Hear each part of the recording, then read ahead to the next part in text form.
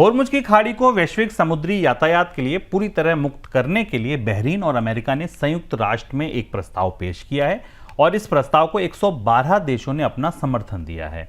उधर कतर ने कहा है कि ईरान होर्मुज का इस्तेमाल खाड़ी देशों को ब्लैकमेल करने के लिए नहीं कर सकता।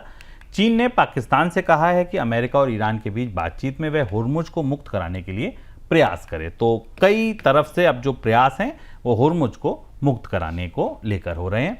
सर, क्या होर्मुज को लेकर किसी तरीके की डील की संभावना लग रही है आपको इसके बाद? आज अमेरिका की तरफ से एक बयान आया कल शाम को, जिसमें हालांकि ईरान ने उसका खंडन अभी तक नहीं किया।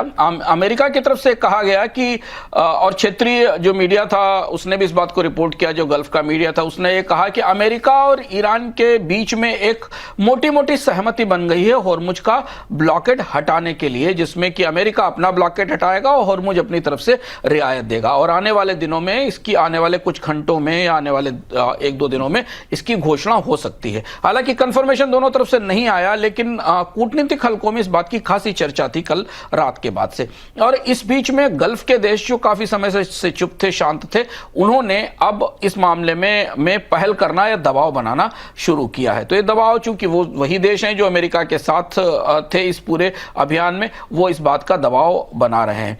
अब सारी चीजें इस बात पर निर्भर हैं, चूंकि डोनाल्ड ट्रंप का फोकस अब ईरान से हटकर, होर्मुज से हटकर चीन की तरफ चला गया है। तो चीन में वो क्या करते हैं और क्या वहां से कोई संकेत निकल कर आता है, इसकी तरफ निगाहें होंगी। हालांकि अभी कोई टकराव नहीं है, लेकिन ईरान की तरफ से फिलहाल होर्मुज को खोलने की कोई ऐसी घोषणा नहीं की गई है, बल्कि उस एरिया में ईरान ने होर्मुज में अपनी बोट्स की गश्त और ज्यादा बढ़ा दी है। तो जैसे ही ये माना जा रहा है कि जैसे ही डोनाल्ड ट्रंप चीन की यात्रा खत्म करके वापस लौटेंगे, शायद ईरान का मामला फिर उनके एजेंडे पर होगा और फिर इसमें वार्ताओं का एक नया दौर शुरू हो सकता है। एनर्जी पर लागत बढ़ने की वजह से अमेरिका में महंगाई दर 3 साल के ऊपरी स्तर पर पहुंच गई है। अप्रैल के दौरान अमेरिका में रिटेल महंगाई दर 3.8% दर्ज की गई, जो मई 2023 के बाद सबसे ऊपरी स्तर है। अमेरिका में महंगाई में हुई इस बढ़ोतरी की वजह से ब्याज दरों में कटौती की उम्मीद घट गई है। उल्टे ब्याज दर बढ़ने की आशंका अब जताई जाने लगी है। सर, अमेरिका में महंगाई बढ़ने के बाद फेडरल रिजर्व क्या ब्याज दरों को लेकर रुख बदलेगा? वही दुविधा है। देखिए, 2% का कंफर्ट लेवल है फेडरल रिजर्व का। महंगाई की दर 3.8% थी अप्रैल के आंकड़े के हिसाब से, और मार्च में 3.3% थी।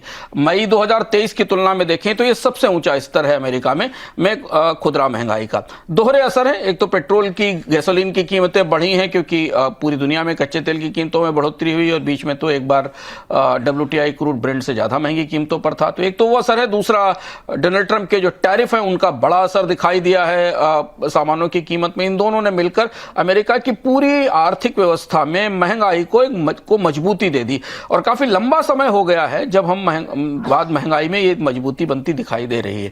इसके कई असर हैं ग्लोबल, अमेरिका के बाजारों के लिए तो असर यह है कि अमेरिका में ब्याज दरों में कमी की संभावना तो अब नहीं दिखती, बल्कि बात सही है कि चर्चा शुरू हो गई कि अगर महंगाई 4% के आसपास चली जाती है, यानी दोगुनी हो जाती है, जिसका आज के आसार हैं अगले महीने में, तो फेडरल रिजर्व को और सख्ती करनी पड़ सकती है। हालांकि वो करेगा कि नहीं करेगा ये व्हाइट हाउस पर निर्भर है, क्योंकि डोनाल्ड ट्रंप का अब व्हाइट हाउस, अब फेडरल रिजर्व उतना स्वायत्त नहीं होगा। फेडरल रिजर्व को व्हाइट हाउस के इशारे पर फैसले करने होंगे, तो बढ़ोतरी होगी कि नहीं होगी।